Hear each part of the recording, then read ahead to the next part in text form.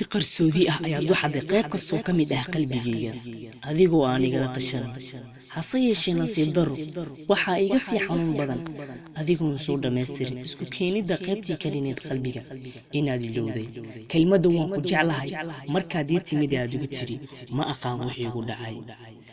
jacaylkaaga la'aantiis runtii waan lunsanaa waxaan dareemay walbo oo aad idhahda inuu run yahay jacaylkaaga waa wax ugu macaan ee noloshayda soo maray intii aan noolaa waan jeclahay wax walba oo dhankaaga ka yimaada xiisaha fariimaheena jacaylkeena waxay sal xoogan u yeelayaan jacaylka ugubka ah ee aragtida ku koraayo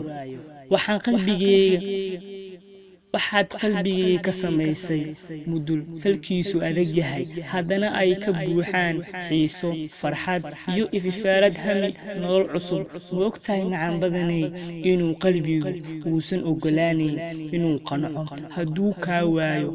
hawadan ay nafta ku neefsanayso i aamin olol caashaq iyo iftiin la'aan ku suganahay